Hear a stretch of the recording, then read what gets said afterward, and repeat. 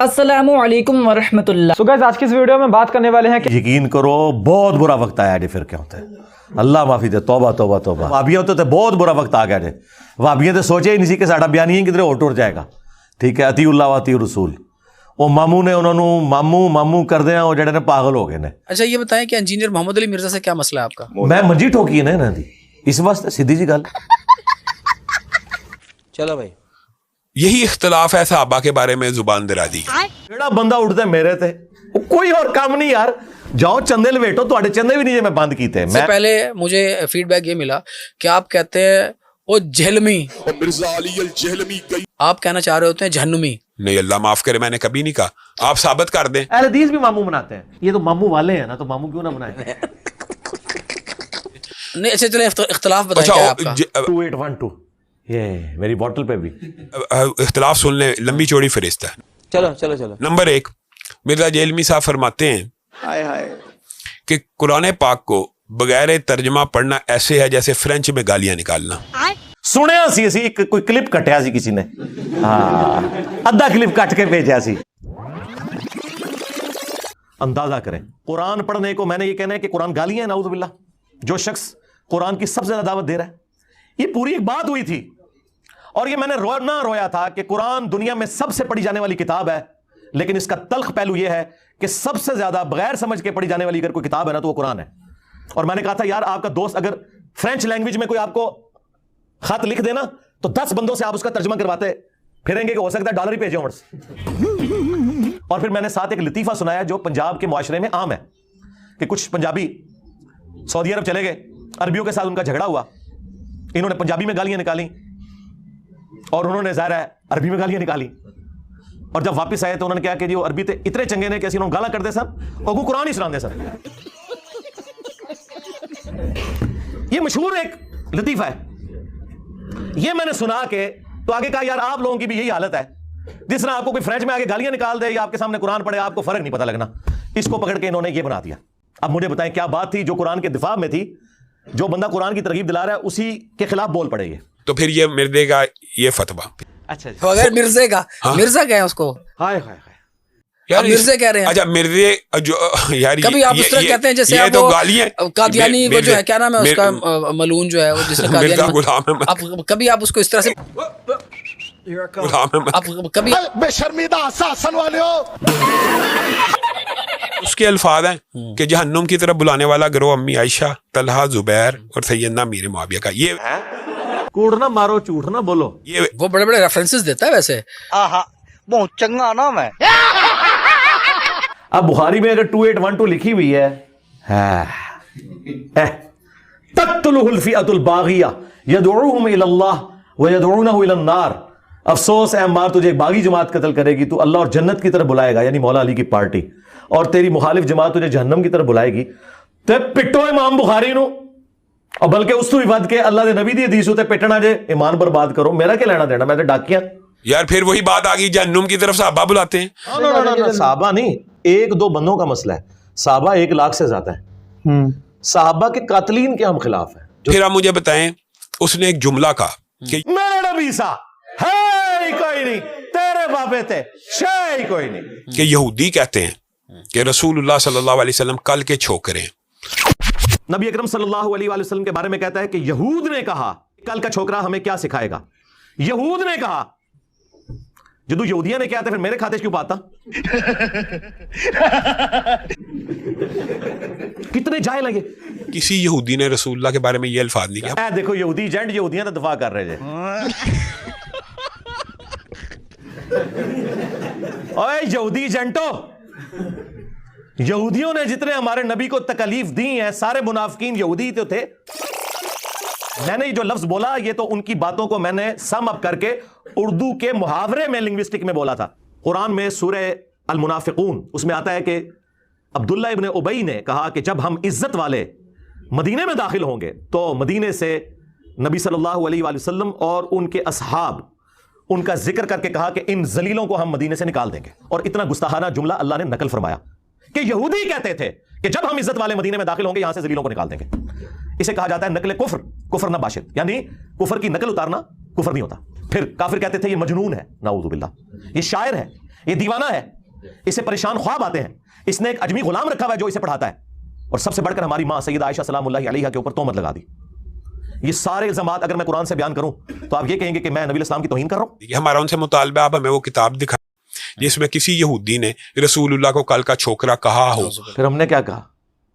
صبر کرو, رکو ذرا. آجا. سورۃ الانعام میں اللہ تعالیٰ نے نبی الاسلام کے بارے میں فرمایا کہ یہ یہودی ان کو اس طرح پہچانتے ہیں جس طرح اپنے بیٹوں کو. اور یہی بات میں نے اپنے لیکچر میں کی تھی کہ یہودی نبی الاسلام کو ان کے بڑے بڑے پادری سفید داڑیوں والے انہی مولویوں کی طرح وہ نبی الاسلام کو عزت اس لیے نہیں دیتے تھے, وہ کہتے تھے کہ یار یہ تو ہم سے آدھی عمر کا بندہ ہے, ہمارے بچوں کی مانند ہے. اور اس میں نے جملہ بولا تھا کہ یہ کل کا چھوکرا آ کے ہمیں سمجھائے گا, یہ یہودی کہتے تھے. اب یہ پوری بات تھی جو ایک شستہ اردو میں جو محاورتاً لفظ استعمال ہوتا ہے. بھائی آگے سواد.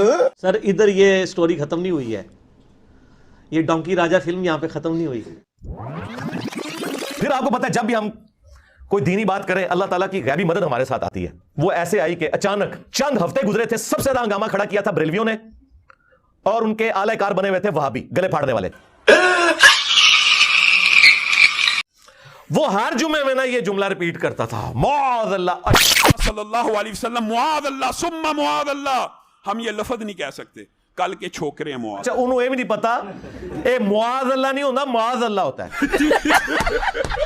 اللہ کی غیبی مدد کیسے آئی کہ وہابیوں کا سب سے بڑا مولوی جو تمام رمضان نشریات میں تمام چینلز پہ بیٹھتا ہے, دنیا میں آنے والے ہر پیغمبر کے ساتھ اس کی قوم نے جو پہلا اعتراض کیا بنیادی وہ یہی تھا کہ ہمارے باپ دادا پاگل تھے, انہوں نے کیا داڑیاں دھوپ میں سفید کی تھی, کیا ان کو کچھ پتہ نہیں تھا. یہ کل کا چھوکرا آ کر ہمیں یہ سمجھانے لگا ہے دین, یہ کل کا چھوکرا آ کر ہمیں یہ سمجھانے لگا ہے دین. ہائے ہائے 1,24,000 انبیاء انہوں نے چھوکرا کیا. اچھا اگلی بات سنیں,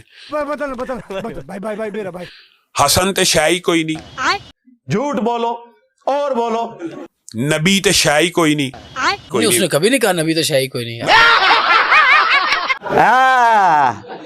میرے نبی سا ہے ہی کوئی نہیں, تیرے سارے بابے تے شاہی کوئی نہیں. اچھا پھر وہ جس تناظر میں کہتا ہے وہ بھی بتاتا ہوں, میں بتاتا ہوں. وہ سارے مولوی کٹھے ہو کے کڈو نا, یہاں سے شروع آپ ولی تے شاہی کوئی نہیں, اچھا امام تیمیہ تے شاہی کوئی نہیں, ٹھیک ہے. اس نے کہا بابے تے شاہی کوئی نہیں. ہاں کیونکہ میرے نبی سا ہے ہی کوئی نہیں, تیرے بابے تے شاہی کوئی نہیں. جتنی یہ آپ تو دیکھیں, اب آپ یہاں بیٹھ کے ماشاءاللہ, جو کہ بہت اچھی بات ہے, بریلوی اسکول آف تھاٹ کو ڈیفینڈ کرنا شروع ہو گئے ہیں مرزے کی نفرت میں.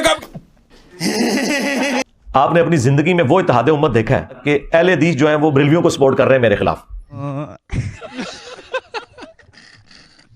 اور کیا چاہیے آپ کو؟ حالانکہ وہ یہ مانتے ہیں کہ انجینئر صاحب کی توحید جو ہے وہ بریلویوں سے کیا اہل حدیث سے بھی بہتر ہے. اور پہلے وہ کہتے تھے کہ توحید اصل چیز ہے, لیکن اب انہوں نے کہا نہیں, ماموں اصل چیز ہے.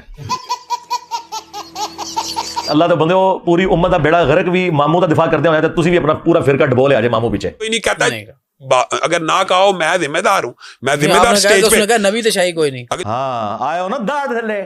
اگلی بات بھی سن لیں. ہاں دسو. حضرت حسن کو رسول اللہ نے کہا یہ میرا بیٹا سردار ہے, یہ مسلمانوں کے 2 گروہوں میں صلح کرائے گا, اور ساتھ عظیم بھی کہا مسلمانوں کے 2 عظیم گروہوں میں صلح کروائے گا. رکو ذرا, صبر کرو. وہ چونکہ عربی کا لفظ تھا نا عظیم, عربی میں بڑے کو بھی کہتے ہیں اور عظمت والے کو بھی, انہوں نے ترجمہ کر لیا دونوں عظمت والے گروہ. میں نے کہا نہیں, وَلَهُمْ عَذَابٌ عَظِيمٌ کا کیا مطلب ہوگا؟ عظمت والا عذاب ہوگا, نہیں بڑا عذاب. تو یہاں ہے بڑا گروہ. عظمت والا گروہ کیسے ہو سکتا ہے؟ صحیح بخاری کی حدیث ہے 2812.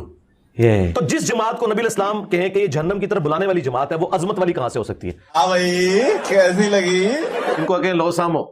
میں نے کہا کہ حسن کو نہیں تھا پتا کہ یہ جہنم کی طرف بلانے والا گروہ ہے, صلح کیوں کی؟ سرکار رکو ذرا, صبر کرو. ادھر آؤ بھائی, تو اصل مسئلہ دسنے کی ہے. اے وہ کہانی, علی جنگ پسند تھا اور حسن صلح پسند تھا. اور جھوٹو تم نے آدھی حدیث بخاری سے بیان کی میرا یہ بیٹا سید ہے. اس کے سٹارٹ میں لکھا تھا امام حسن 40,000 کا لشکر لے کے معاویہ سے صفین پارٹ 2 لڑنے گئے. حضرت علی کی روح نے نہیں لشکر نکالا ہوا تھا, امام حسن لیڈ کر رہے تھے. صلح کی آفر ادھر سے ہوئی تھی, اور سورۃ الانفال میں ہے کہ کافر بھی صلح آفر کریں جنگ میں تو آپ نے قبول کرنی ہے. یہ صلح اگر حضرت علی کو حضرت معاویہ آفر کرتے تو وہ بھی قبول کر لیتے. صلح حسن پہ میں نے پھر جو ان کی منجی ٹھوکی ہے, ہائے ہائے ہائے ہائے, دھوئیں نکل رہے ہیں ان کے کانوں سے, کلیریفیکیشن دیتے پھر رہے ہیں. اور دیکھیں میں بول رہا ہوں تو وہ سارے اپنی اپنی حدیثیں تلاش کر رہے ہیں, پھر بھی حدیث کو نہیں لبی انہوں نے. موبائل کھول کے بیٹھے تھے, اور تیاری کر کے آیا کرو.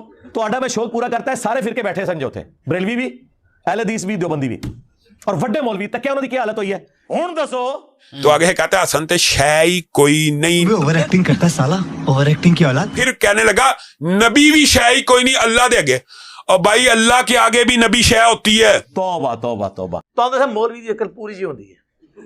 वो भी अहले हुर्मत हदीस है वैसे। रसूल के नहीं, वो कैसे अहले हदीस है, अहले हदीस है। वो तो अपने आप को किताबी बाबी जो कहता है ऐसा। ना मैं वाबी ना मैं बाबी, मैं हूँ मुस्लिम इल्मी किताबी। अपने आपको वैसे स्टूडेंट कहता है मौलाना इसहाक साहब का, हाँ, फैसल इसहाक वगैरह। जहलवी का, जी, वो जी। उसको भी लोग अहले हदीस समझते हैं, पक्का राफजी था।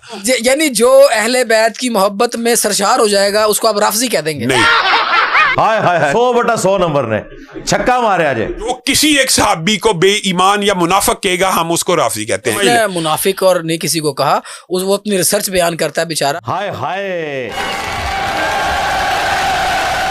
अहले हदीस की मैं आपको निशानी बता रहा हूँ ना। सूरां दे सूर